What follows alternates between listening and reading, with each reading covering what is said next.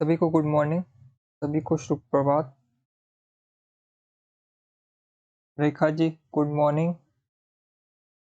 सभी सभी जो स्टूडेंट है ज्वाइन हो जाइए एक बार, तो हम जो आज की क्लास शुरू करेंगे। सभी को गुड मॉर्निंग। आज हमारी 17वीं क्लास है। अभी आदिकाल जो है हमारा आने वाले 1-2 क्लासेस में खत्म हो जाएगा। फिर हम जो पीवाई को और एमसीक्यू करेंगे आदिकाल के, और उसके बाद हम भक्तिकाल को शुरू करेंगे।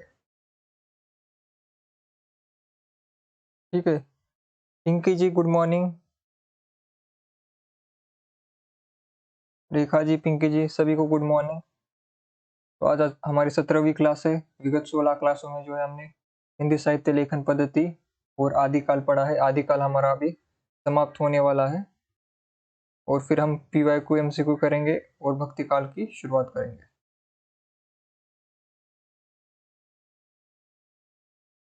ठीक है, सभी स्टूडेंट अभी जुड़ जाएंगे क्लास में, तो हम क्लास शुरू कर देंगे। और अभी हमारा आदिकाल खत्म होने के बाद जो है हम वॉइस सेशन मिलेंगे। या किसी को कोई दिक्कत होगी आदिकाल में, तो हम उनका डाउट जो है सॉल्व करेंगे सारे। ठीक है। तो हम यहाँ पर कल यहाँ तक हमने पढ़ाई की थी। जो है किन किन विद्वानों जो ने पृथ्वीराज रासो को प्रामाणिक माना, अर्ध प्रामाणिक और अप्रामाणिक। तो इनमें जो प्रामाणिक में हमने याद कर लिया था मिश्रबंधु और श्याम सुंदर दास, और अर्ध प्रामाणिक में हजारी प्रसाद द्विवेदी, सुनीति कुमार चटर्जी और दशरथ ओझा, और अप्रामाणिक में डॉक्टर बुलर और रामचंद्र शुक्ल। यही जो है प्रमुख है, बाकी लोगों को आप छोड़ दीजिए। तो सिर्फ इम्पोर्टेंट जो है आपको याद करना है। और खास जो है हम इतनी मेहनत करके ये पीपीटी बनाते हैं, पीपीटी बनाने में जो बहुत समय लगता है। इसमें कलर करना, ये जो कलर किया जा रहा है ऐसे ही नहीं किया जाता। देखिए आप जितने भी अभी ऑनलाइन टीचिंग होती है वहां पर आप देखेंगे कि वहां पर बड़े बड़े टाइपिस्ट रखे जाते हैं, 50-50 हजार रुपए उनको सैलरी देकर। लेकिन वो कैसे टाइप करते हैं? व्हाइट कलर में, सब कुछ व्हाइट होता है ना, उस पीपीटी में कोई कलर होता है ना, ही वो हाईलाइट करते, ना ठीक से लिखते हैं, और ना ही उन्हें अलग अलग लिखना आता है ठीक से हिंदी। लेकिन हम हमारी पीपीटी देखिए, इस पीपीटी को मैं खुद ही तैयार करता हूँ, तो इसमें सारी जो बातों को मैं ध्यान रखता हूँ, किसको हाईलाइट करना है, किसको कलर करना है, क्यों करना है। क्योंकि आपको पता है कि ह्यूमन ब्रेन जो है वो फोटो को जल्दी याद रख लेता है, आवाज को कम। अगर मैं आपको सिर्फ सुनाऊंगा बिना पीपीटी के, हाँ, सिर्फ ऑडियो लेक्चर दूंगा, तो क्या होगा, आपके ध्यान में कुछ आएगा नहीं। क्योंकि आप देखिए, आपकी बचपन की यादें आप देखिए कि आपको बचपन की कुछ स्मृतियां आपको दिखेंगी, वहां पर आपको ऑडियो नहीं सुना देगा आपकी बचपन का, आपको लेकिन दृश्य दिखेगा। आप छोटे थे, आप अपने दोस्तों के साथ खेलते थे, ऐसे आपको स्मृति में याद आएंगे फोटो, लेकिन आपको आवाज नहीं आएगी उसमें कि तब आप क्या बात कर रहे थे। क्योंकि इंसानी दिमाग जो है फोटो को जल्दी कैप्चर कर लेता है और लंबे समय तक रख लेता है अपने स्मृति पटल पर। इसीलिए हम इतना इसमें कलर करके, इसे अलग अलग डिजाइन करके जो है आपको अच्छे से और सबसे अच्छी टाइपिंग में, सबसे अच्छे स्टाइल में जो है इसको हम यूनिकोड में टाइप करते हैं, जिससे आपको कभी प्रॉब्लम ना हो। तो ये सब कुछ जो है किसके लिए किया जाता है? आपके लिए किया जाता है। तो आपको जो है क्लास में रेगुलर रहना है, आपको ध्यान देना है यहाँ पर। ठीक है। क्यों ये इतनी मेहनत की जाती है? क्योंकि आपको याद रहे। इतना कलर क्यों किया जाता है इस पीपीटी को? क्योंकि आपको फोटो जल्दी याद हो जाती है। इसलिए मिश्र बंधु, तो हमने याद किया था। बार बार मैं रिवीजन क्यों करवाता हूँ?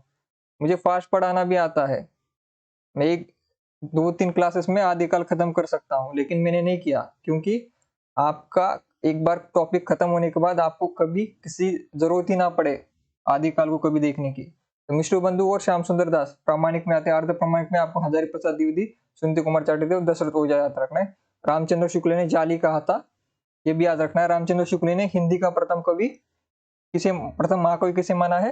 चंद्रवरदाई को। उनकी प्रथम महाकाव्य हिंदी का किसे माना है? उनके उनके रचित पृथ्वीराज रासो को। और खड़ी बोली का प्रथम महाकाव्य क्या है? प्रिय प्रवास, हरिओद का।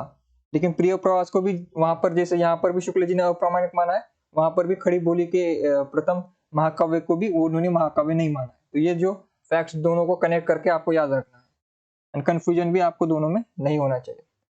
तभी इस पृथ्वीराज रासो के संबंध में जो भी विवाद है उसको हम पढ़ेंगे। तो ये जो कौन सा विवाद है, पृथ्वीराज रासो का विवाद है। तो इसके संबंधित हम प्रमुख कथन पढ़ेंगे। तो सर्वप्रथम क्या है, डॉक्टर बुलर ने 1875 ईस्वी में जयानक पृथ्वीराज विजय, जो कि संस्कृत भाषा के आधार पर पृथ्वीराज रासो को अप्रमाणिक घोषित किया। अप्रमाणिक घोषित किसके आधार पर किया, पृथ्वीराज विजय जो कि संस्कृत की रचना थी, उसके आधार पर जो है डॉक्टर बुलर ने 1875 में इसको अप्रमाणिक घोषित किया। जो बुलर है ये पुराने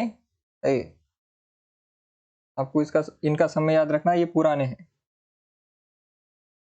शुक्ल जी से भी पुराने। अगर कभी आ भी जाए तो आपको याद रखना बुलर पहले है और शुक्ल जी बाद में है। तो सबसे पहले किसने विवाद में भाग लिया, बुलर ने, और उन्होंने क्या कहा, पृथ्वीराज विजय जो संस्कृत की रचना है उसके आधार पर उन्होंने इसको अप्रमाणिक घोषित किया, क्योंकि बुलर और शुक्ल जी ये दो ही लोग हैं जिन्होंने जाली माना है प्रमुख।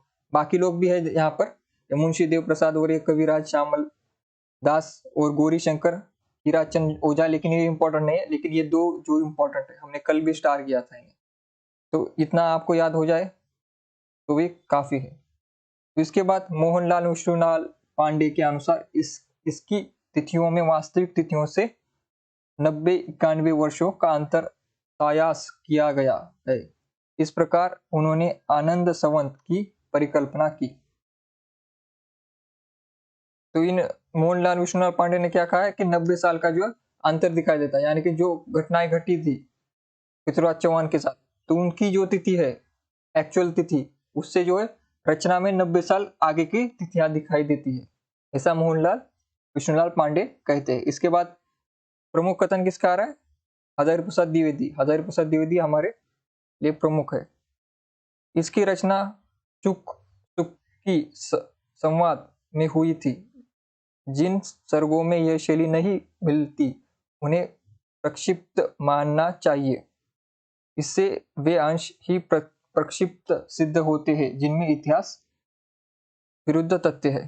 तो आपको मैंने प्रक्षिप्त का अर्थ भी बताया था, यानी कि मिलावटी, यानी कि यहाँ पर हजारी प्रसाद द्विवेदी का कहना चाहते हैं जहां पर शुकी संवाद, जिस जगह पर हमें पृथ्वीराज रासो में शुकी संवाद नहीं मिलता, वो बाद में जोड़ा हुआ है, बाद में मिलाया हुआ है। इसलिए हजारी प्रसाद द्विवेदी क्या मानते, अर्ध प्रमाणिक, यानी कि 50% ठीक है ये, लेकिन 50% क्या है, मिलावट है इसमें। यहाँ पर फिर से देखिए पीपीटी में, यहाँ पर अर्ध प्रमाणिक में अर्ध में क्या है, किसका नाम आता है पहले, हजारी प्रसाद द्विवेदी का। तो हजारी प्रसाद द्विवेदी क्या मानते, अर्ध प्रमाणिक मानते। क्यों मानते, वहां पर यहाँ पर उन्होंने व्याख्या भी की है कि शुकी संवाद जहां पर है वो तो पृथ्वीराज रासो का है, लेकिन जहां पर नहीं मिलता वो प्रक्षिप्त है, यानी कि मिलावटी है, उसमें मिलावट की गई है, यानी कि बाद में जोड़ा गया होगा या फिर उसे एडिट करके उसमें बदलाव किया गया। ये हजारी प्रसाद द्विवेदी का मानना है।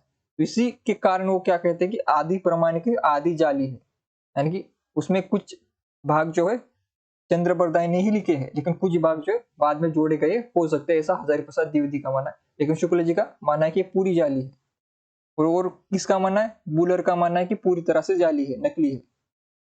ठीक है, अभी आगे बढ़ते हैं हम। आदिकालीन काव्य ग्रंथों में कथा कहने की परंपरा को लक्ष्य करके हजारी प्रसाद द्विवेदी ने पृथ्वीराज रासो के संदर्भ में लिखा, कथा की परीक्षा इतिहास की दृष्टि से नहीं, काव्य की दृष्टि से होनी चाहिए।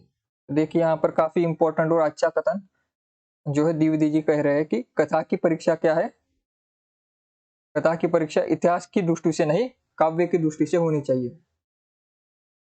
जैसे आप आधुनिक युग में देखेंगे कि कला के लिए कला जो वाद निकला, कि बाद में लोग कहने लगे कि कला कला के लिए रखिए, एंटरटेनमेंट को एंटरटेनमेंट जैसा भी रखना चाहिए, कला को कला की दृष्टि से भी देखिए, उसमें ये मत देखिए कि ये इसकी उपयोगिता क्या है। जैसे प्लेटो कहते हैं कि काव्य की उपयोगिता क्या है, लेकिन जब बाद में आधुनिकता आई हमारे देश में, दुनिया में, तो एक वाद ऐसा निकला कि कला के लिए कला, की कला को कला की नजर से देखिए। जैसे हम कोई पेंटिंग देखते हैं तो पेंटिंग को देखते हुए हम ये नहीं सोचते कि इस पेंटिंग का उपयोग क्या है समाज, क्या इससे किसी की भूख मिटती है या इससे किसी का जीवन सफल होता है, नहीं, लेकिन उससे सुंदरता, उस कला की सुंदरता देखकर आपके मन को एक सुकून मिलता है। उस कला को कला की दृष्टि से, जैसे हम पेंटिंग को देखते हैं वैसे काव्य कृति को भी देखना चाहिए। यही कथन जो है हजारी प्रसाद द्विवेदी यहाँ पर भी कहते हैं कि कथा की परीक्षा इतिहास दृष्टि से नहीं, किस दृष्टि से होने से? काव्य दृष्टि से। काव्य दृष्टि का अर्थ यहाँ पर क्या है? उसकी साहित्यिक दृष्टि होनी चाहिए कि उसमें साहित्यिक जो कथानक है उसमें है या नहीं, साहित्य दृष्टि से ठीक है या नहीं, उस पर परीक्षण किया जाना चाहिए, ना कि इसमें इतिहास में कितने फैक्ट जुड़े हुए हैं। क्योंकि जब हम स्टोरी लिखते हैं तो उसे थोड़ा मनोरंजन के साथ लिखना पड़ता है, थोड़ा तोड़ मोड़, थोड़ा उसमें क्या होता है, हम अतिशयोक्ति का जो है प्रयोग करते हैं, जिससे चमत्कार उत्पन्न हो, जिससे जो है सुंदरता उत्पन्न हो काव्य में। तो आप जितने भी कविता देखेंगे उसमें थोड़ी सी अतिशयोक्ति इसलिए होती है जिससे आपको जो थोड़ी सुंदरता मिले। क्योंकि अगर वही यथार्थ अगर लिखेंगे, क्योंकि यथार्थ जीवन तो हम खुद ही जीते, अगर कविता में भी हम यथार्थ देखेंगे तो उसमें ना लिखने वालों को मजा आएगा ना पढ़ने वालों को। तो इसी जो कवि के मन को समझना चाहिए, कवि क्यों लिखता है चमत्कारपूर्ण। तो ये कवि का मन जो है हजारी प्रसाद द्विवेदी अच्छे से समझते हैं। और यहाँ पर वो पृथ्वीराज के संदर्भ में क्या लिखते हैं कि कथा की परीक्षा इतिहास की दृष्टि से नहीं, काव्य की दृष्टि से होनी चाहिए।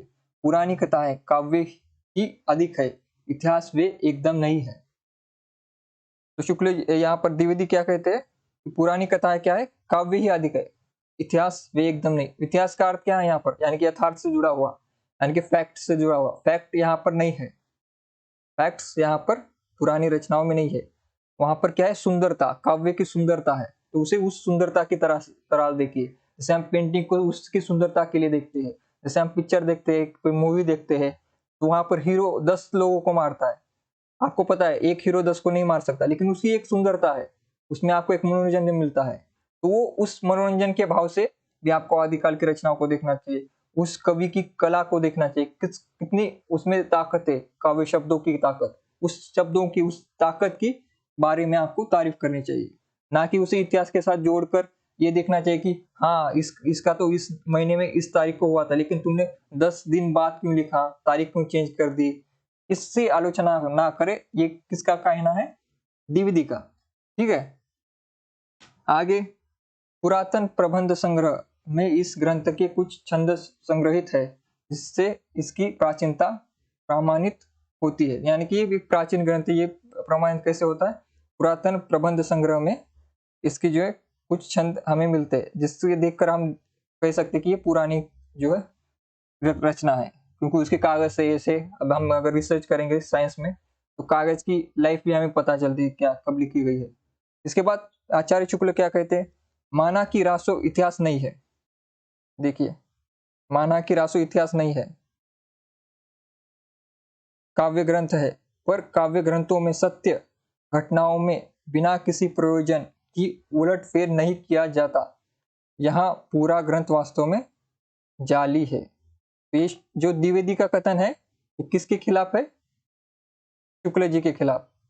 शुक्ल जी ये लिख कर गए थे और शुक्ल जी के विरोध में द्विवेदी ने लिखा कि इतिहास की दृष्टि से ना करो, क्योंकि शुक्ल जी बोल रहे कि इतिहास थोड़ा तो होना चाहिए। तो उसी के विरोध में क्या कहते हैं द्विवेदी कि इसको काव्य को काव्य की दृष्टि से देखिए, कला कला के लिए है। ये जो वाद जब आधुनिक काल में आ गया था तो उसका जो प्रभाव आपको द्विवेदी पर दिखाई देगा। और द्विवेदी जी शुक्ल जी के कथन पर कथन कहते हैं अपना। तो आप एक कथन को दूसरे कथन के साथ जोड़ोगे तो आपको अच्छा भी लगेगा और आपको समझ भी अच्छे से आएगा। द्विवेदी जी जब लिखते हैं कथन तो बहुत से कथन उन्होंने आचार्य शुक्ल के कथन के ऊपर लिखे हैं। उनके जो उन्होंने मंडन किया था उसका खंडन किया है उन्होंने। जो उन्होंने स्थापनाएं की थी उन स्थापनाओं को तथ्यों के साथ नकारा है। इसलिए नहीं नकारा क्योंकि वो उनसे जलते थे या फिर उनको निकाल देना था, नहीं, उन्होंने फैक्ट दिखाकर ही कथन को काटा है। क्योंकि वाद विवाद संवाद जब आप पढ़ते हो, क्योंकि एक कभी वाद आता है उस पर विवाद होता है, फिर संवाद आता है उस फिर से वाद होता है, क्योंकि निरंतर प्रक्रिया है। अभी द्विवेदी ने लिख दिया, द्विवेदी की बात उनके जो है शिष्य लिखेंगे उनके खिलाफ, या फिर उनके आगे कोई और लिखेगा, या फिर आप लिखेंगे द्विवेदी के विरुद्ध अगर उनमें कुछ गलतियां हो गई हो। क्योंकि उसमें गलतियां हो तो आप फैक्ट देखकर शुक्ल जी का कथन भी काट सकते हैं, द्विवेदी जी का भी कथन काट सकते हैं, लेकिन आपको उसमें तथ्य जोड़ने हैं। तो आपका कथन भी कोई आगे चलकर 100 साल बाद काटेगा। ये प्रक्रिया जो निरंतर चलती है, इसमें कोई दुश्मनी का भाव नहीं है, इसमें जो है साहित्य का निर्माण है, इसमें हमारे इतिहास का और अच्छे से आलोचना है, इसमें आलोचना और निखर कर आती है इससे। तो ये अच्छी बात है। तो शुक्ल जी के कथन आपने पढ़ा, शुक्ल जी का कथन इसके शुक्ल जी के कथन पर जो है द्विवेदी जी ने लिखा था कि कथा की परीक्षा इतिहास की दृष्टि से नहीं काव्य की दृष्टि से होनी चाहिए। पुरानी कथाएं काव्य ही अधिक है, इतिहास वे एकदम नहीं है। ये किस कथन पर लिखा गया है? शुक्ल जी के कथन पर। माना कि रासो इतिहास नहीं है, काव्य ग्रंथ है, पर काव्य ग्रंथों में सत्य घटनाओं में बिना किसी प्रयोजन कोई उलटफेर नहीं किया जाता। ये पूरा ग्रंथ वास्तव में जाली। ये जो लाइन है, ये इतनी फेमस लाइन है और इतनी इंपॉर्टेंट लाइन है जो कि आपको याद होनी चाहिए। ये पूरा ग्रंथ वास्तव में जाली है। पृथ्वीराज रासो के संदर्भ में शुक्ल जी कहते हैं। जाली शब्द का प्रयोग उन्होंने ही किया, दूसरे किसी ने नहीं किया। ये कथन आ जाए परीक्षा में, क्योंकि पृथ्वीराज रासो हमारे सिलेबस में भी लगा हुआ है, रेवा तट 27वां सर्ग, इसलिए ये और भी इंपॉर्टेंट हो जाता है। इसलिए इस पर कथन फिर से आ सकते हैं कहीं पर भी बार बार, क्योंकि वो हमारा हिंदी का प्रथम महाकाव्य भी है। ये सभी कारणों के कारण आपको ये याद होना चाहिए। फिर लौकिक साहित्य में हम आएंगे। एक बार मैं कमेंट पढ़ लेता हूं। स्नेहा जी, टिंका जी, पूजा जी, रेखा जी, और कौन है, जमाल जी, निशा जी, सभी स्टूडेंट को कथन तो समझ आ रहे हैं ना? एक बार सभी लोग रेखा जी, इसमें से जो आपको क्या लिखना है, ये आपको ये चार्ट जो है लिख लेना है। प्रमाणिक और अर्ध प्रमाणिक और अप्रमाणिक वाला जो चार्ट है, इसको आपको लिखकर जो है स्टिकी नोट्स पर लगा लेना है, या फिर शॉर्ट नोट्स में इसको ऐड कर देना है। और ये एक ऐड करना है, ये कथन हजारी प्रसाद द्विवेदी का और शुक्ल जी का।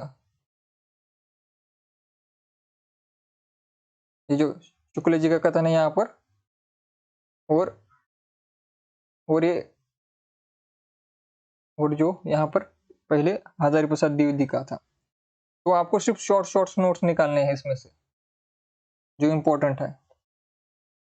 अभी लौकिक साहित्य, इसमें रचना और रचनाकार यहाँ इस साइड में है, फिर समय उनका और इनके इंपॉर्टेंट बिंदु। तो लौकिक साहित्य में पहला कौन सा है? ढोला मारूरा दोहा। ये कल्लोल की रचना है। 11वीं शती में जो है इसकी रचना हुई थी। इनमें क्या है, प्रमुख कथन क्या है इसमें? लोक प्रचलित प्रेम काव्य है ये, और राजस्थान में अधिक लोकप्रिय। ये कहाँ पर प्रसिद्ध है? राजस्थान में। तो हमारे बहुत से स्टूडेंट राजस्थान से हैं हमारे क्लास में, तो उनको इसके बारे में और भी अधिक जानकारी होगी। राजकुमार ढोला और राजकुमारी मारवनी की कथा है इसमें नारी हृदय की अत्यंत मार्मिक व्यंजना मिलती है। हजारी प्रसाद द्विवेदी ने इसके दोहों को हेमचंद्र और बिहारी के दोहों की बीच की कहीं माना है। तो हजारी प्रसाद द्विवेदी ने क्या माना है? हेमचंद्र और बिहारी, इन दोनों के बीच में जो है, इन दोनों के बीच की रचना माना है, यानी कि इनके समकक्ष। इसे ढोला मारूरा दोहा को कल्लोल की रचना 11वीं शती की। इसमें क्या प्रेम काव्य है ये? इसमें राजकुमार और राजा की, राजकुमार ढोला और उनकी राजकुमारी मारवनी, इनकी कथा है इसमें। और इसमें नारी के हृदय की अत्यंत मार्मिक व्यंजना की गई, यानी कि नारी का हृदय क्या है। फिर इसके बाद अमीर खुसरो की रचना 100 बताई जाती है। तो आमिर खुसरो ने जो है 100 रचनाएं लिखी है, ऐसा बताया जाता है, जिनमें प्रमुख है खलीक बारी, पहलिया, मुकरिया, दो सुकने, गजल। तो आपको क्या याद रखना है? खलीक बारी को याद रखना है। बाकी पहलिया मुकरिया आपको पता है, उन्होंने रची है। और गजल तो आपको पता है, उर्दू और फारसी से आया है गजल। हिंदी में भी गजल लिखी जाते। हिंदी में गजल लिखने वाले प्रमुख कवि कौन है, ये एक बताइए। और दो सुकने के मैंने अर्थ बताए थे, दो सुकने का अर्थ क्या है ये भी बताइए। दोनों का उत्तर मुझे चाहिए अभी, और जिसे नहीं आएगा वो बेंच पर खड़ा हो जाएगा। उनका समय क्या था रचना काल का इन सारी किताबों का? 1255 से 1325 ईस्वी के अंतर्गत जो है इनकी रचना हुई थी। इनकी पहेलियों और मुकरियों में उक्ति वैचित्र्य की प्रधानता है। इसकी उक्ति वैचित्र यानी कि उक्ति यानी कि बात कहना, उसमें विचित्रता, अलगपन, अलग ढंग से बात कहते हैं। नॉर्मल काव्य से थोड़ा अलग है, जिसमें आपको पढ़ने पर सुनने पर थोड़ा आश्चर्य होता है, थोड़ी जो है आप में कौतूहल जागता है कि इसका आंसर क्या होगा, इसमें ये कैसे घूमकर बताई जा रही है, अचरज की बात होगी। इसको ही उक्ति वैचित्र कहा जाता है। तो ये आपके जब आप उनकी पहेलियां और मुकरियां पढ़ेंगे तो आपको जो आपके मन में भाव आता है उसे ही उक्ति वैचित्र कहा जाता है। आवाज़ खुसर वी इनका संगीत संबंधी ग्रंथ है और खलीक बरी वस्तुतः फारसी हिंदी शब्दकोश है। तो आपको ये प्रश्न आता है खलीक बरी क्या है? ये शब्दकोश है यानी कि डिक्शनरी है, फारसी और हिंदी की डिक्शनरी उन्होंने लिखी, क्योंकि वो फारसी और हिंदी, हिंदी में क्या खड़ी बोली के वो ज्ञाता थे, विद्वान थे, फारसी के भी वो विद्वान थे काफी बड़े। खुसरो, इसलिए आमिर खुसरो ने डिक्शनरी निकाली फारसी हिंदी की। उस समय के जो भी समय के वहां पर जो भी राजा शासन थे जिनको फारसी आती थी, हमारी भाषा आती नहीं थी, तो उनके लिए भी काफी उपयोगी थी। तो उनके लिए उन्होंने डिक्शनरी भी निकाली थी जिसका नाम लिखा उन्होंने रखा खलीक बरी। जो है डिक्शनरी आपको याद रखना है, शब्दकोश, हिंदी में हम उसे शब्दकोश कहते हैं। इनके ग्रंथ नुह तिरपहर में भारतीय बोलियों का विस्तृत वर्णन है। तो दो सुकने के अर्थ कोई बताएगा मुझे जल्दी? मैं यहाँ पर कमेंट देख लेता हूँ, किसी ने बताया क्या? प्रणाम देवव्रत जी।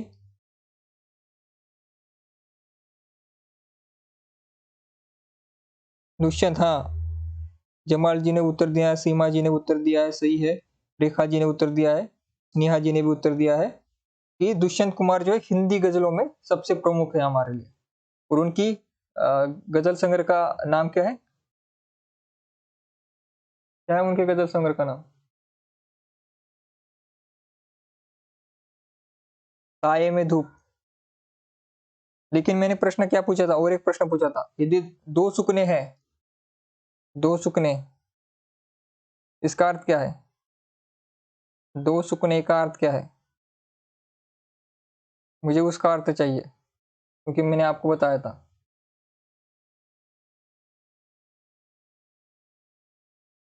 दो सुकने का अर्थ क्या है?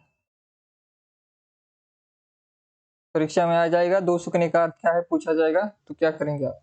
क्योंकि ये जो है आपको हिंदी साहित्य की परंपरा में आपको सिर्फ खुसरो में दिखाया जाएगा ज्यादातर, बाकी आपके आदिकाल के बाद तो आपको ये दिखाई नहीं देगा। और खुसरो के साथ ही दो सुकने का संबंध जोड़ा जाता है। तो आपको कभी परीक्षा में पूछा जाए, इंटरव्यू में पूछा जाए, कहीं पर भी पूछा जाए, दो सुकने का अर्थ क्या है, तो क्या बताएंगे आप?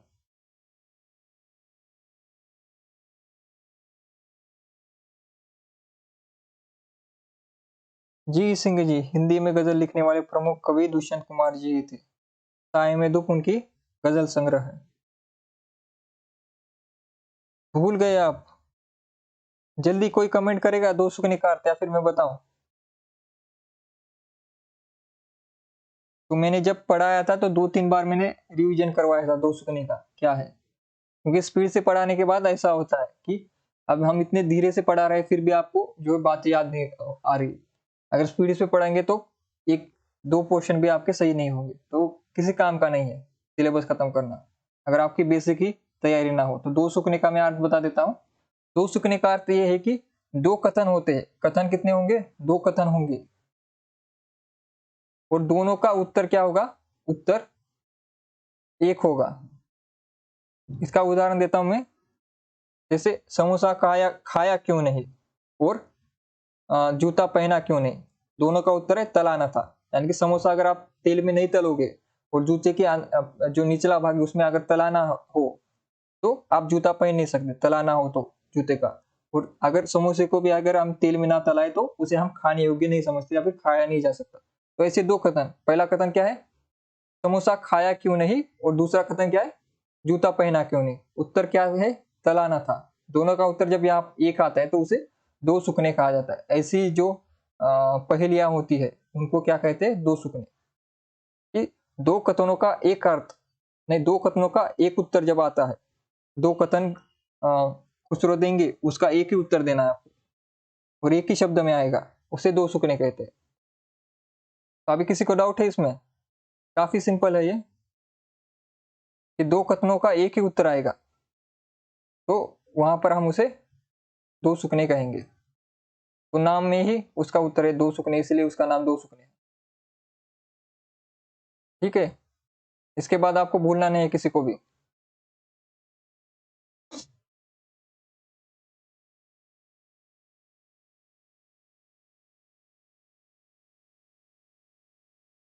सीमा, ये प्रश्न और उत्तर साथ में हो, दो सुकनों में क्या है, उत्तर एक होता है।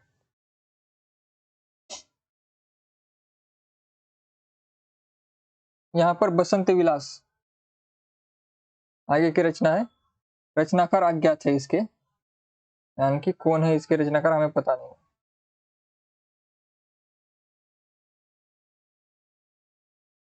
13वीं शताब्दी की ये रचना है।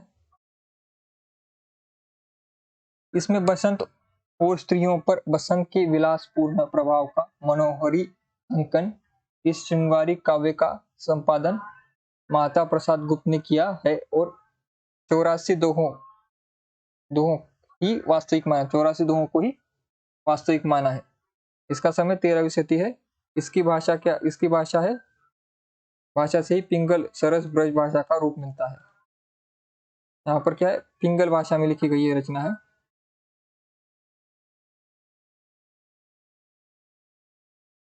क्योंकि इसमें जहाँ पर श्रृंगार ये सब आते हैं, उसमें ब्रज, क्योंकि आप देखेंगे आधुनिक काल में भी जो काव्य की जो प्रवृत्ति ब्रज भाषा में थी, क्योंकि ब्रज एक मधुर पूर्ण भाषा है।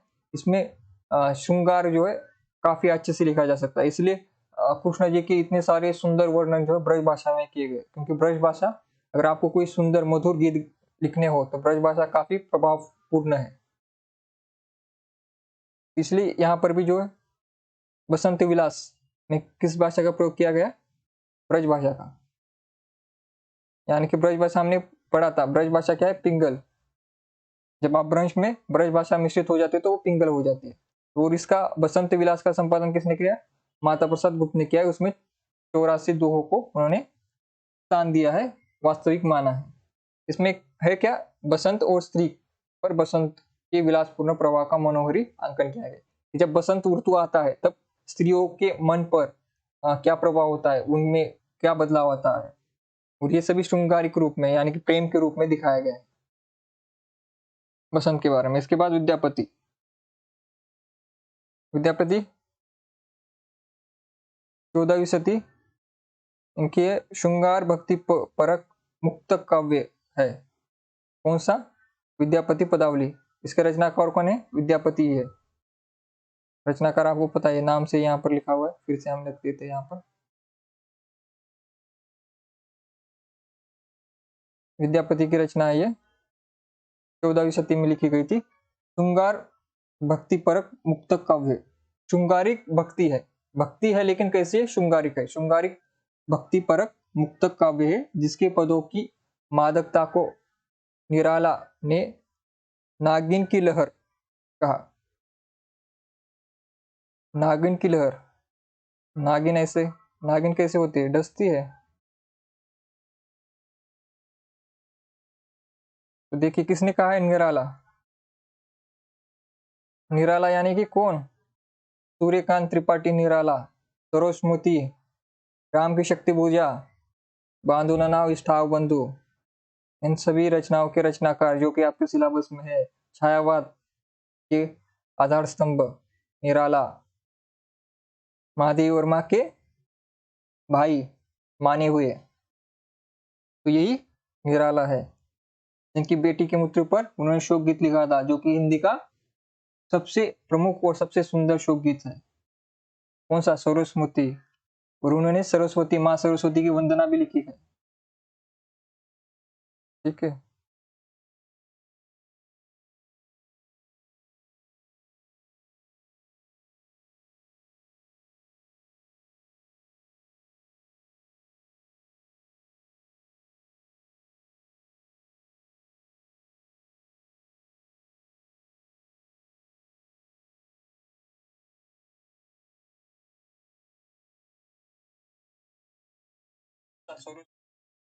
ठीक है।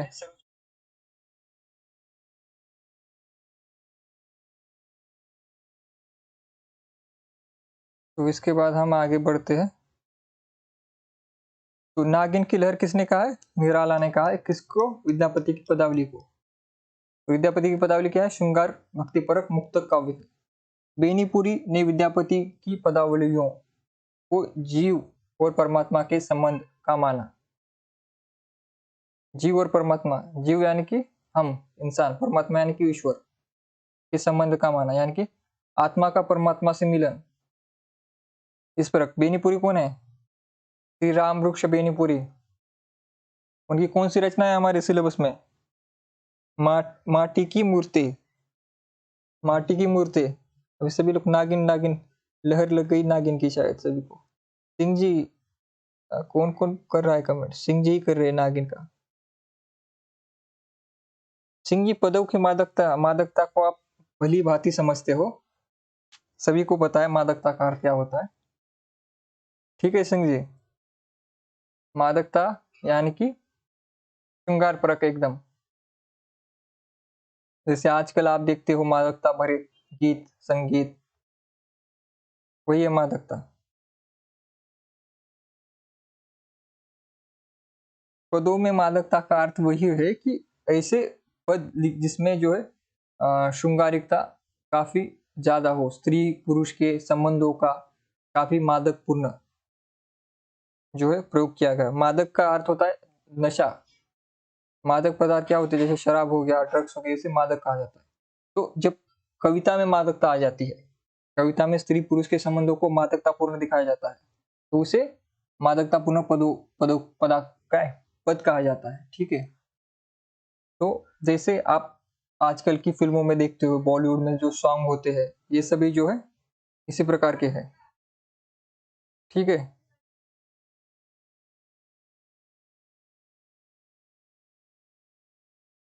तो ये है, तो इस पर ज्यादा ध्यान मत दीजिए आप।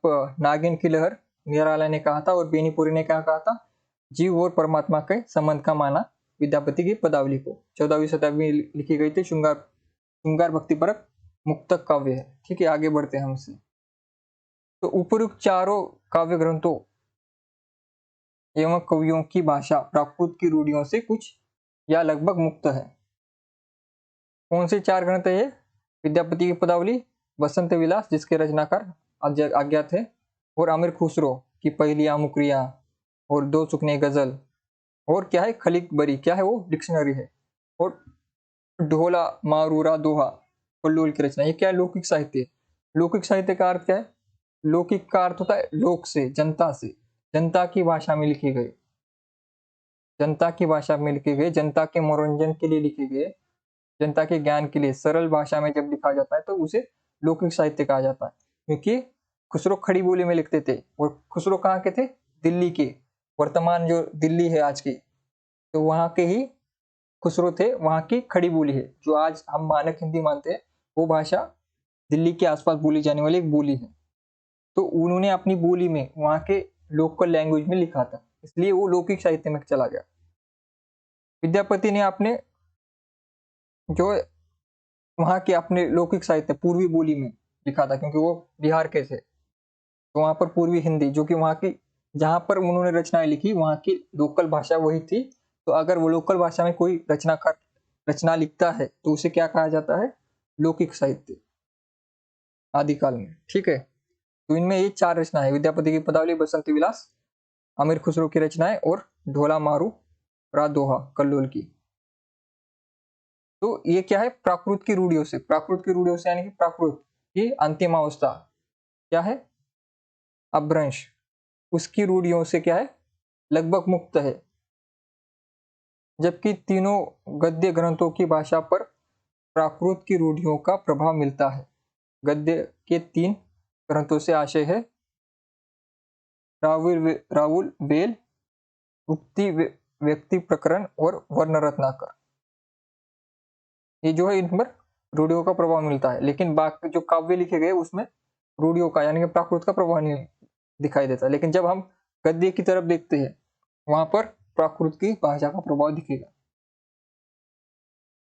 क्यों दिखेगा? क्योंकि गद्य जब लिखा जाता है तब मनोरंजन के लिए लिखा जाता है, उसमें थोड़ा सा काम की बात होती है, तो काम की बात किसमें की जाती है, जो वर्तमान समय की ऑफिशियल लैंग्वेज हो, जो एक उच्च भाषा मानी जाती हो। तो तब उस समय एक उच्च भाषा को से माना जाता था प्राकृत की अंत्यावस्था अपभ्रंश को, प्राकृत मिश्रित अपभ्रंश, क्योंकि प्राकृत के 3 अवस्था है, पाली, प्राकृत और अपभ्रंश।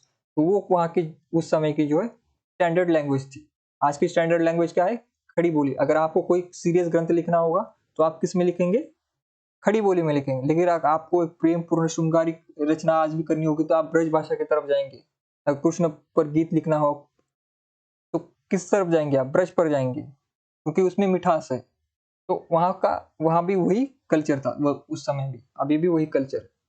इसके बाद ढोला मारूरा दोहा मूलतः दोहे में रचित था, जिसमें 17वीं शती में कुशल राय कवि ने कुछ चौपाइयां जोड़ी। तो ढोला मारूरा दोहा में किसने जोड़ी है? कुशल राय कवि ने जो चौपाइयां जोड़ी है। और आपने याद किया था कि आदिकाल में चौपाइयों की संख्या 15 थी और बाद में 16। आमिर खुसरो इंपॉर्टेंट है। काव्य भाषा का ढांचा अधिकतर शोरशैनी या पुरानी ब्रज भाषा का ही बहुत काल से चला आता था। अंततः इन्हीं पश्चिमी प्रदेशों की बोलचाल खड़ी होती थी। उनमें भी जनता के बीच प्रचलित पद्य, तुकबंदियों आदि की भाषा ब्रज भाषा की ओर झुकी हुई रहती थी। खुसरो को खड़ी बोली हिंदी का प्रथम कवि माना जाता है। ये एक पॉइंट इंपॉर्टेंट है और इसमें कोई डाउट नहीं है, और इसमें किसी भी विद्वान का कोई डाउट नहीं है।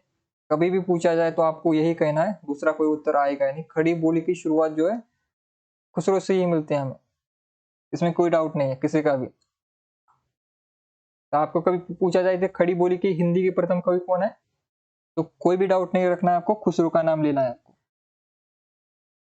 खुसरो ने ही जो है आदिकाल में खड़ी बोली की शुरुआत की। तो बहुत से लोग कहते हैं कि खड़ी बोली 200 वर्ष पुरानी है। वो से आपने देखे होंगे भाषणों में कि कहा जाता है कि खड़ी बोली हमारी जो आज की हिंदी है वो 200 वर्ष पुरानी हिंदी है। तो उनको आप कह सकते हैं कि खड़ी बोली जो है आदिकाल में भी खुसरो लिखते थे। इसलिए हिंदी आदिकाल से यानी कि 1000 वर्षों से हमारी परंपरा चल रही है हिंदी की। ऐसा नहीं है कि हिंदी 200 वर्ष पुरानी नहीं है भाषा, 1000 वर्ष पुरानी भाषा है ये। कब से है? आदिकाल से। 11वीं 12वीं शताब्दी से खड़ी बोली का प्रयोग हमें दिखता ही है। इनका नाम अब्दुल हसन था और इनके गुरु नियामुद्दीन ओलिया थे। तो इन्हीं के ऊपर लिखा, उन्होंने एक वो पंक्ति लिखी थी, कौन सी?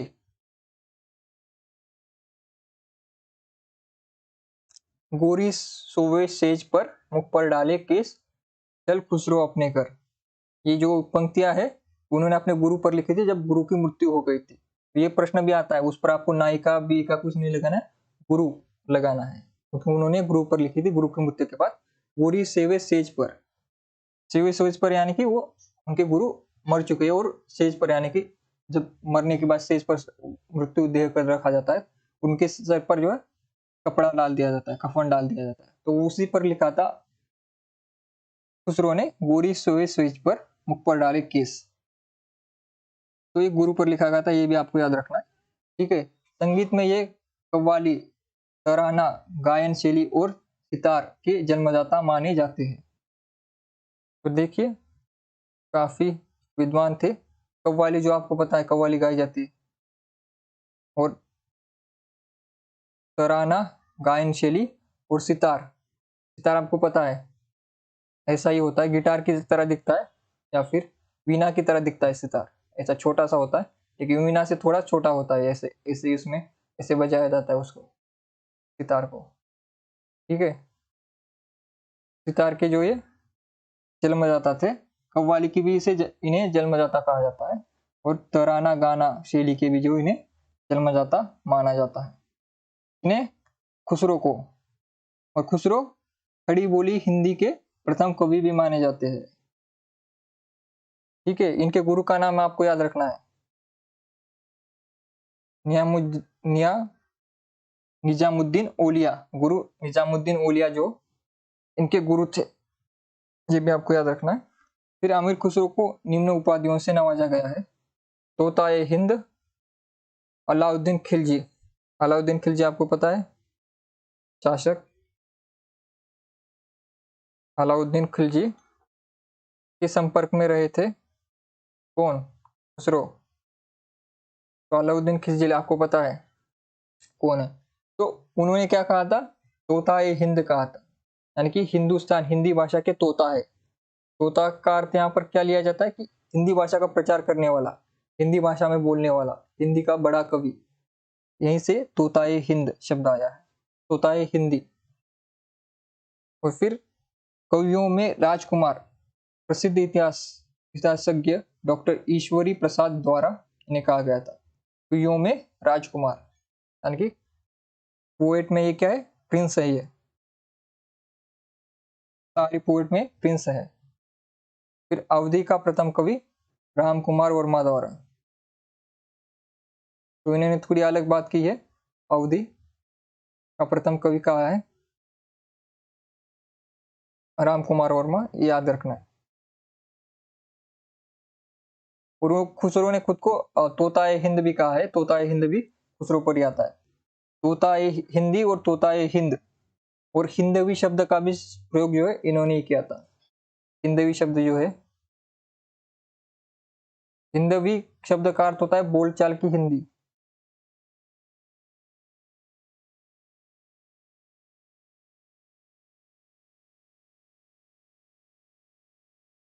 और इसमें क्या है? हिंदी के साथ साथ उर्दू भाषा और बाकी वहाँ के लोकल लैंग्वेज में भी जो भाषा बोली जाती है, इन सभी का मिश्रण जब होता है तो हम उसे हिंदवी कहते हैं। हिंदवी का अर्थ काफी बड़ा है। और आज वर्तमान समय में अगर हिंदवी शब्द हम प्रयोग करेंगे तो हिंदवी यानी कि हमारे हिंदुस्तान में जो भी सारी बोलियों के साथ जो हम हिंदी बोलते हैं, राजस्थान में अपनी बोलियों से, यूपी में अपनी बोलियों से, बिहार में अपनी बोलियों से, मध्य प्रदेश में अपनी बोलियों से, इन सभी को अगर हमें एकत्रित करके बोलना है तो हम उसे हिंदवी कर सकते हैं। उसमें उर्दू भी हम मिश्रित कर सकते हैं। तो इस सब को जो है हम हिंदवी कहेंगे। तो जब खुसरो हिंदवी कहते हैं तो हिंदवी का अर्थ उनका बड़ा है, केवल हिंदी से नहीं है। यानी कि सभी जो हमारे क्षेत्र में जो भाषा मिक्स हो गई थी, तो सभी कल्चर को अपनाने वाले खुसरो थे। तो वही सभी कल्चर को जब अपनाया जाता है हिंदी में तो उसे हम हिंदवी कहते हैं, जिसमें कोई भेद नहीं है कि उसमें उर्दू के शब्द क्यों आ रहे हैं, बोली भाषा के शब्द क्यों आ रहे हैं। तो ये सभी को जब हम मिक्स कर देते हैं, एकता में जब आ जाते हैं, तो उसे हम हिंदवी कहते हैं। तो हिंदवी का प्रयोग भी खुसरो ने किया था। इसके बाद क्या है? विद्यापति। विद्यापति का समय क्या है? 1360 से 1450 ईस्वी। पंडित हरि मिश्र के शिष्य थे। इन्होंने 3 भाषाओं में 14 ग्रंथों की रचना की। इनके कितनी रचनाएं? 14। और खुसरो ने कितनी की? 100 रचनाएं की है। तो 3 भाषाओं में किए थे और ये 3 भाषाओं के ज्ञाता भी थे। उनमें कौन सी भाषा आती है? संस्कृत। संस्कृत के ज्ञाता थे, इसलिए शुक्ल जी इन पर काफी तंज कसते हैं कि अपनी पांडित्यपूर्ण भाषा का भी प्रयोग करके दिखाना चाहता है कि उनमें कितना नॉलेज है।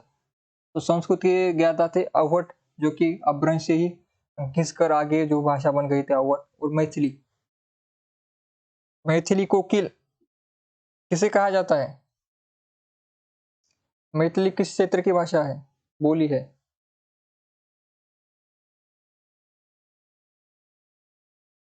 जल्दी 2-3 प्रश्नों की जो उत्तर दीजिए। हाँ, तोताए हिंद भी है और तोताए हिंदी। हिंदी और हिंदवी दोनों भी। तोताए हिंदी किसने कहा है? खिलजी ने कहा है। लेकिन खुद को खुसरो क्या कहते हैं? मैं तोताए हिंद हूं। ठीक है, दोनों को भी आपको खुसरो से ही जोड़ना है। तो अब मुझे ये प्रश्न का उत्तर दीजिए, मैथिली का कोकिल किसे कहा जाता है? और मैथिली भाषा किस क्षेत्र की है, कहाँ पर बोली जाती है? मैथिली भाषा का संबंध 22 मान्यता प्राप्त भाषाओं में है या नहीं? क्या 22 मान्यता प्राप्तों में भाषाओं में मैथिली का भी समावेश है? जल्दी जल्दी उत्तर दीजिए सभी का। जी, विद्यापति को ही कहा जाता है। और मैथिली 22 मान्यता प्राप्त भाषाओं में है या नहीं? है ना?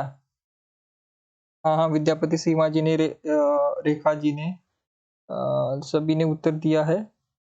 नेहा जी ने दिया है, शिवम जी ने दिया है। जी जी, बिहारी क्षेत्र की बोली है मैथिली। 3 बोलियां हैं बिहारी की, उसमें से एक है मैथिली। और मैथिली को 22 मान्यता प्राप्त भाषाओं में भी स्थान दिया गया है बोली। मैथिली क्या है? बोली है, भाषा नहीं है, लेकिन उसे 22 मान्यता प्राप्त भाषाओं में स्थान है। मैथिली हिंदी की बोली है, लेकिन इसे 22 मान्यता प्राप्त भाषाओं में स्थान दिया गया है। और ये बिहार की एक बोली है। और हिंदी में सभी सबसे बड़ी बोली कौन सी है? भोजपुरी, वो भी बिहार से ही है। जिस भोजपुरी बड़ी है, बड़े क्षेत्र में बोली जाती है भोजपुरी।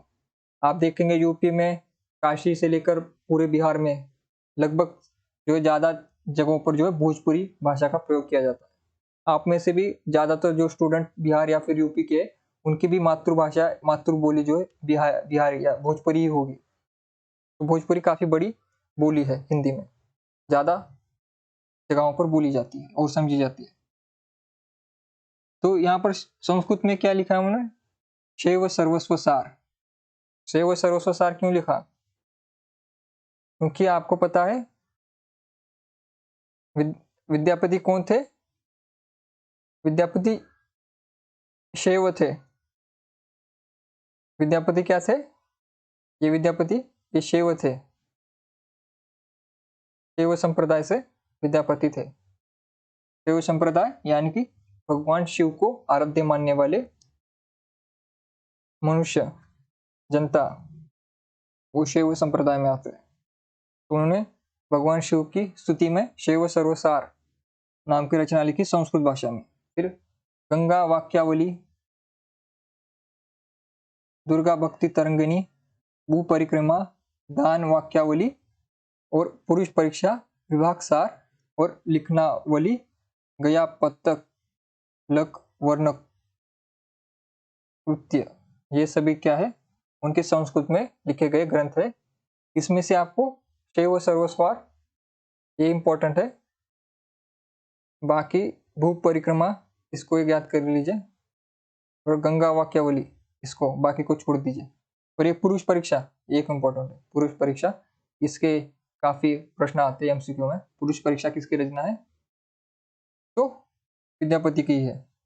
तो इनको जो है ये चार को याद करना है संस्कृत में आपको। तो आपको मैंने बताया था कि विद्यापति क्या है? शैव है। और इसी पर जो है शुक्ल जी भी कथन कहते कि विद्यापति को कृष्ण शाखा में या फिर वैष्णव संप्रदाय में नहीं मानना चाहिए, क्योंकि वो शैव थे। भले ही उन्होंने कृष्ण पर लिखे हो, भले ही उन्होंने जो वैष्णव संप्रदाय में जो अवतार है उन पर लिखा हो, लेकिन उनको वैष्णव संप्रदाय से या फिर कृष्ण परंपरा से नहीं जोड़ना चाहिए। किसने कहा था? शुक्ल ने कहा था, क्योंकि वो शैव थे। क्या थे वो? अंत में शैव ही थे, यानी कि उनके ईश्वर भगवान शिव ही थे।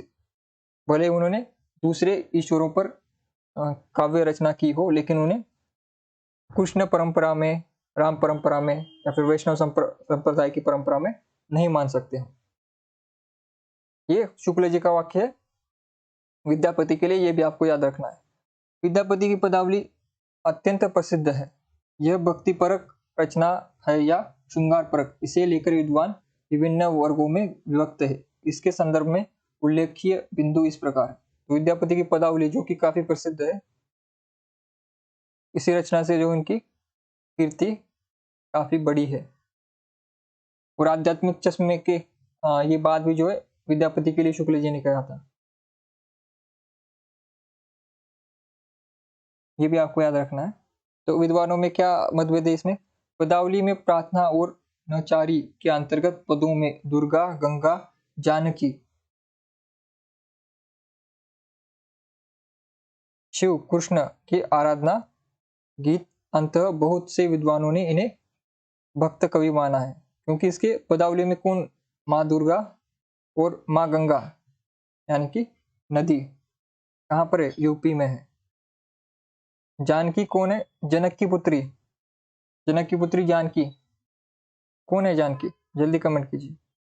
फिर भगवान शिव और कृष्ण, देखिए यहाँ पर कृष्ण भगवान के भी वर्णन है, माँ दुर्गा के भी है, लेकिन माँ दुर्गा के वर्णन है इसलिए उनको शाक्त संप्रदाय से नहीं जोड़ा जा सकता। कृष्ण के वर्णन है इसलिए आप उन्हें विष्णु संप्रदाय में नहीं जोड़ सकते, क्योंकि वो अंततः शैव थे, इसलिए उन्हें शैव ही मानना है आपको।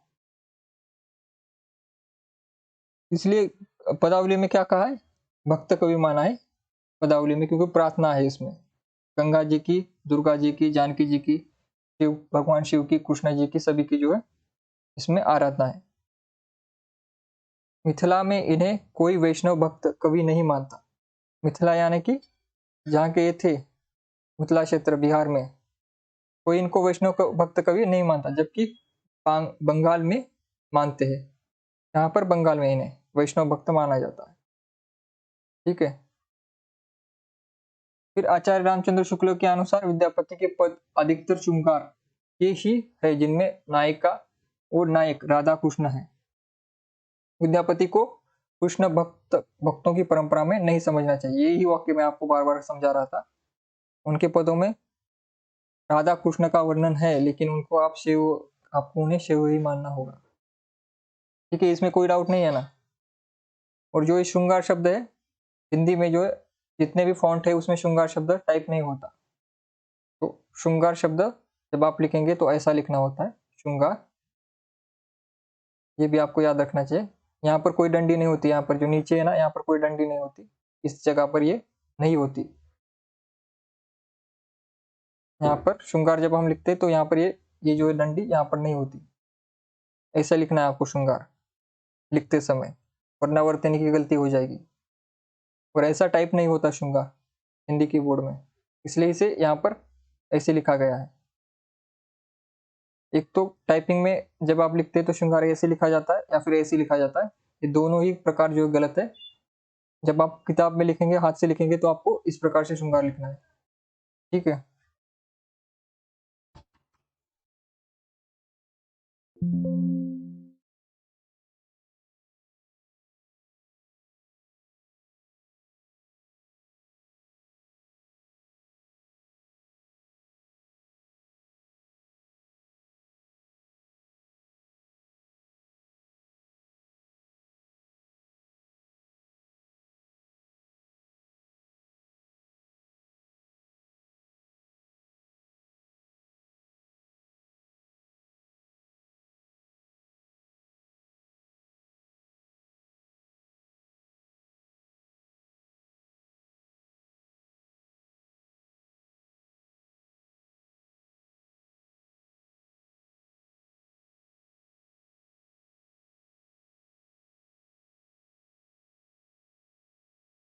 तो आगे हम श्रृंगार, भक्ति और रहस्यवादी जो विद्यापति को इन कवि विद्वानों ने क्या क्या संदर्भ में जो है बताया, इसके बारे में हम जानकारी लेंगे। ठीक है। तो विद्यापति के कवि रूप के संदर्भ में विद्वानों के मत क्या है, इसे भी आपको याद रखना है कि श्रृंगारी कवि किसने माना है? हरप्रसाद शास्त्री ने, रामचंद्र शुक्ल ने। हरप्रसाद शास्त्री इंपॉर्टेंट है, और रामचंद्र शुक्ल इंपॉर्टेंट है। सुभद्रा झा को छोड़ दीजिए, राम कुमार वर्मा को याद कर लीजिए, और राम वृक्ष बेनीपुरी को। आपको शुक्ल जी को याद करना इंपॉर्टेंट, सबसे ज्यादा इंपॉर्टेंट शुक्ल जी है, तो ये इंपॉर्टेंट है। हरप्रसाद शास्त्री इंपॉर्टेंट है, और राम वृक्ष बेनीपुरी, क्योंकि बेनीपुरी ने कथन भी कहा है। फिर भक्त कवि किसने माना है? बाबू ब्रजनंदन सहाय। याद करने की ट्रिक क्या है? ब्रज से, ब्रज में कौन थे? कृष्ण थे, कृष्ण की भक्ति की जाए, भगवान कृष्ण की भक्ति की जाए, तो ब्रज से याद करना है, ब्रजनंदन सहाय से। फिर श्याम सुंदर दास, वो भी श्याम नाम लिखा है कृष्ण जी का, उससे भी आप याद कर सकते हो। फिर हजारी प्रसाद द्विवेदी को याद करना है। कैसे याद करना है? शुक्ल जी के विरुद्ध में ही रहेंगे। शुक्ल जी ने श्रृंगार कहा है तो ये भक्ति कहेंगे, दूसरा ही कुछ कहेंगे, तो ये तो याद करना है। तो श्याम और ब्रज दोनों ही भगवान कृष्ण से जुड़े हुए, कृष्ण जी की भक्ति की जाती है, तो इससे आपको याद करना है कि ब्रजनंदन सहाय और श्याम सुंदर दास ने भक्त माना है। श्रृंगारी किसने माना है? शुक्ल जी ने। और रहस्यवादी किसने माना है? जॉर्ज ग्रियर्सन ने माना है। तो बाकी दोनों को छोड़ दीजिए। और इसे याद करने की ट्रिक क्या है कि जॉर्ज ग्रियर्सन इंडिया के थे नहीं, और आपको ऐसी स्टोरी बनाने की, जॉर्ज ग्रियर्सन को हिंदी आती नहीं है, लेकिन उनको आती थी, वो विद्वान थे, लेकिन आपको याद करने के लिए याद करना कि वो उनको हिंदी आती नहीं थे, वो थे ही विदेशी। और यहाँ पर विद्यापति कहते थे हिंदी, तो उनको कुछ समझ नहीं आता, उनको लगता है एक कौन सी रहस्य में बात कर रहा है, विद्यापति कौन सी रहस्य में बात कर रहा है, मुझे तो पता ही नहीं, इंग्लिश क्यों नहीं बोल रहा। तो इससे याद करना है आपको रहस्यवादी, इसे जॉर्ज ग्रियर्सन को। तो इन 3-4 लोगों को ही याद करना है आपको। और रहस्यवादी में दूसरे कौन है? नागेंद्र नाथ गुप्त, और दूसरे इसके बाद है जनार्दन मिश्र। इन दोनों को छोड़ दीजिए। जॉर्ज ग्रियर्सन को याद कीजिए रहस्यवादी।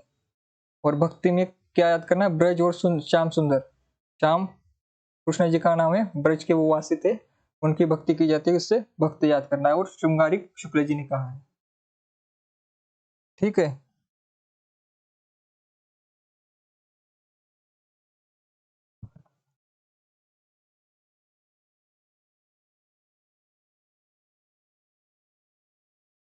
ठीक है, एक बार मैं कमेंट पढ़ लेता हूँ। रेखा जी,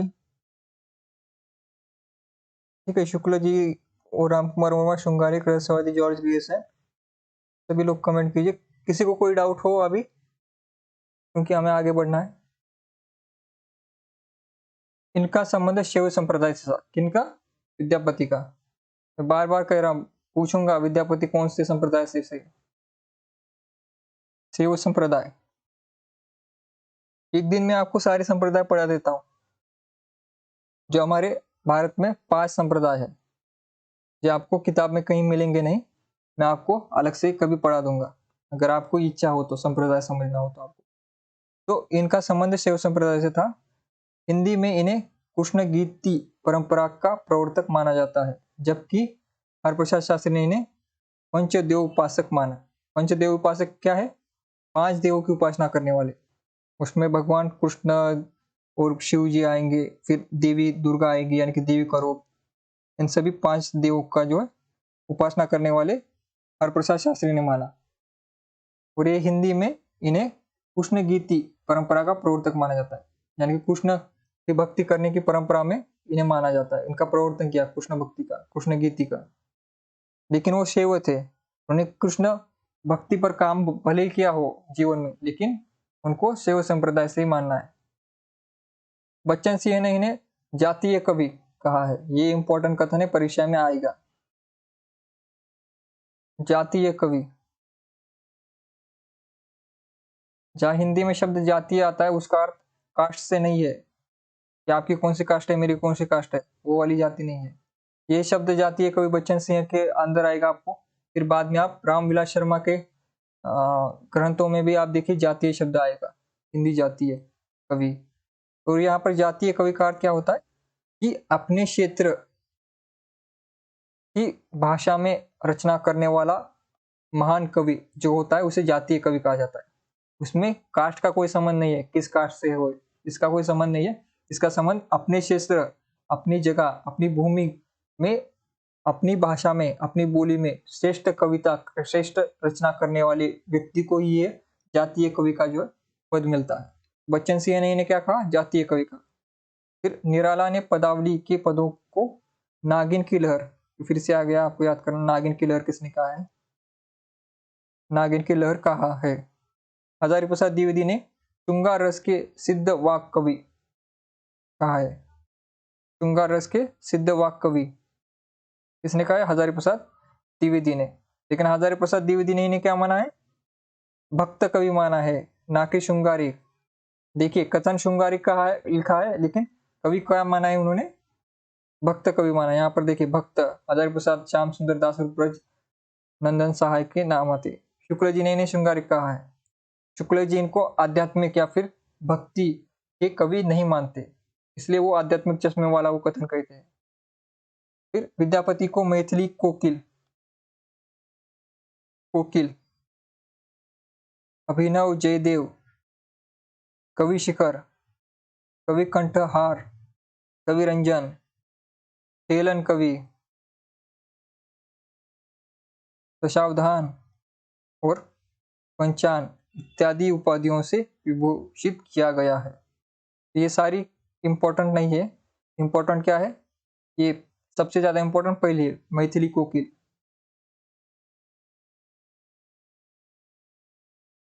और अभिनव जयदेव, इसको थोड़ा याद कर लीजिए। कवि शिखर और कवि कंठहार और कवि रंजन, ये एक बार देख लीजिए इन बाकियों को, लेकिन इसको याद कर लीजिए। इसको याद करना है, इसको एक बार देखना है इनको। अभी विविध में आ जाते हैं।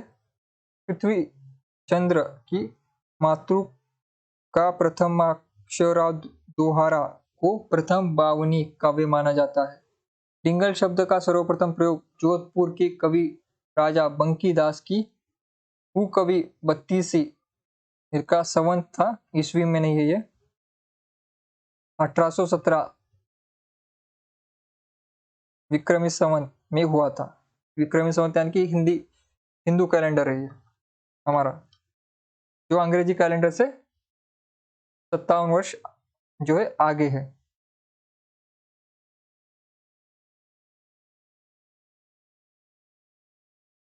चरचरी एवं चांचरी आदिकालीन काव्य रूप है। फिर हरिभद्र सूरी कृत समराचीकहा में इसका प्राचीनतम उपयोग मिलता है। फिर जगत सुंदरी प्रयोगमाला एक वैदिक ग्रंथ है, इसके रचयिता ज्ञात नहीं है। दोहा चौपाई छंद में भगवत गीता का अनुवाद करने वाला हिंदी का प्रथम कवि भूवाल, जो कि 10वीं शती का है। तो भूवाल ने जो है भगवत गीता का हिंदी में प्रथम अनुवाद किया था।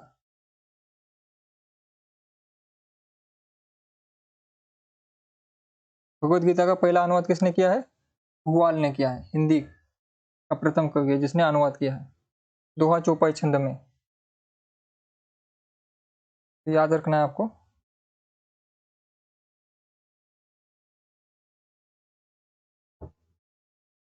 रचना एवं रचनाकार गद्य साहित्य में हम देखेंगे। गद्य साहित्य में जो आज जो एक कल पढ़ेंगे हम गद्य साहित्य, ठीक है। कल गद्य साहित्य पढ़ेंगे और साथ ही साथ जो है आदिकाल की जो काव्य पंक्तियां, महत्वपूर्ण काव्य पंक्तियां, वो पढ़ने के बाद हमारा जो है आदिकाल समाप्त हो जाएगा। तो कल की क्लास में हमको आदिकाल पूरा समाप्त कर देना है, ठीक है। तो आज की क्लास में हमने जितना पढ़ा है एक बार हम देख लेते हैं। तो हमने आज जो है विद्यापति पर ज्यादा फोकस किया था, और विद्यापति को बच्चन सेना जातीय कवि कहा है, निराला ने नागिन की लहर कहा, फिर हजारी प्रसाद द्विवेदी ने क्या कहा है, श्रृंगार रस के सिद्ध वाक कवि, और विद्यापति को मैथिली कोकिल कहा जाता है। ये आपको याद रखना है। कृष्ण गीति परंपरा के प्रवर्तक माने जाते हैं ये, और हरप्रसाद शास्त्री ने पंचदेव उपासक कहा है, यानी कि 5 देव की उपासना करने वाले। और श्रृंगारिक कवि जो है हजारी प्रसाद, श्रृंगारिक कवि जो शुक्ल जी ने माना, और राम वृक्ष बेनीपुरी और राम कुमार वर्मा ने, और हरप्रसाद शास्त्री ने श्रृंगारिक कवि माना। भक्त कवि को याद करने के लिए हमें ब्रज और श्याम कृष्ण जी से याद किया था, और हजारी प्रसाद द्विवेदी ये जो इनको भक्त कवि मानते। और रहस्य को हमने जॉर्ज ग्रेसन जो याद किया था। और ये शुक्ल जी का कथन, विद्यापति को कृष्ण भक्ति की परंपरा में नहीं समझना चाहिए, इंपॉर्टेंट है, परीक्षा में आएगा। और ये विद्यापति किसके शिष्य थे? पंडित हरि मिश्र। और इनका समय क्या था? 1360 से 1450 अंग्रेजी कैलेंडर के अनुसार। यानी कि कौन सी शताब्दी होगी अंग्रेजी के अनुसार? 14वीं शताब्दी के कवि थे।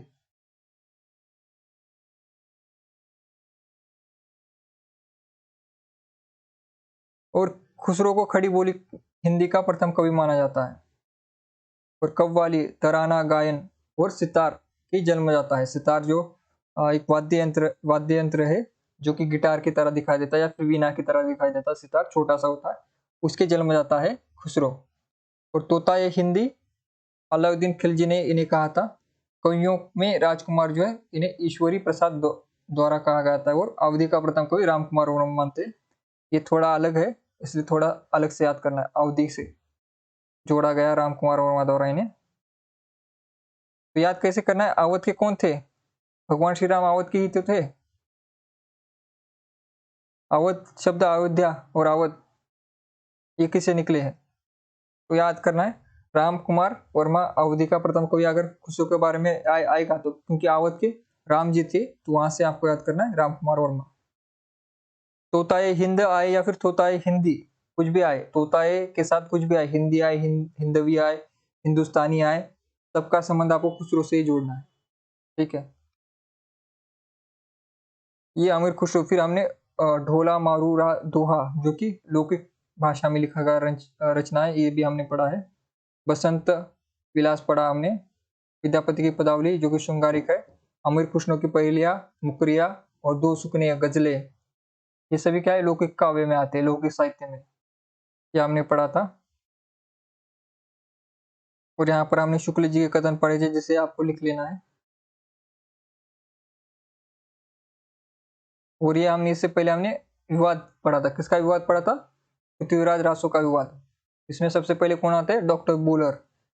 उन्होंने जो है एक संस्कृत की रचना दिखाई, पृथ्वीराज विजय, और उससे जो है अप्रमाणित घोषित किया। और हजारी प्रसाद द्विवेदी क्या कहते हैं? आदि प्रमाणिक है, आदि नहीं है। आदि नकली है, आदि असली है।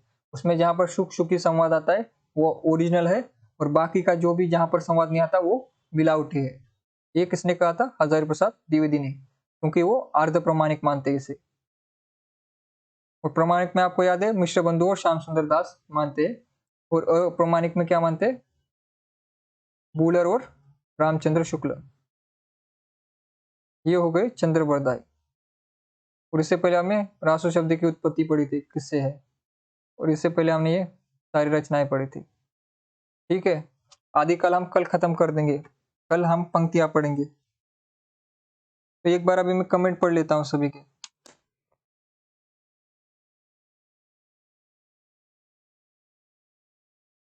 तो आज की क्लास में किसी को कोई डाउट हो तो कमेंट कीजिए।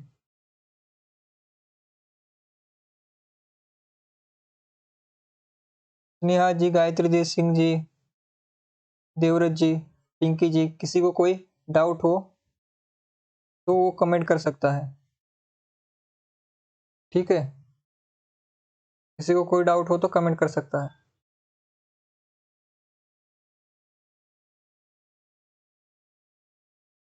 ठीक है, आज की क्लास यहीं पर हम समाप्त करेंगे। अगर किसी को डाउट हो तो कमेंट कर सकता है, या फिर रिकॉर्डिंग क्लास, जब जो भी रिकॉर्डिंग क्लास के स्टूडेंट है वो भी जो है कमेंट कर सकते हैं क्लास में। उनके रिप्लाई मैं जो अगली क्लास में दूंगा। आपको भी कभी कोई डाउट आता है तो आप यूट्यूब की कमेंट बॉक्स में या फिर टेलीग्राम चैनल पर जो कर सकते हैं। और सभी जो है एक बार आज जो क्लास को लाइक कीजिए। जितने भी स्टूडेंट जुड़े हुए हैं आज क्लास में, सभी लोग एक बार लाइक कीजिए और कमेंट जरूर कीजिएगा। और कुछ फीडबैक आपको देना हो तो आप जो है दे सकते हैं कमेंट बॉक्स में या फिर टेलीग्राम चैनल पर। ठीक है,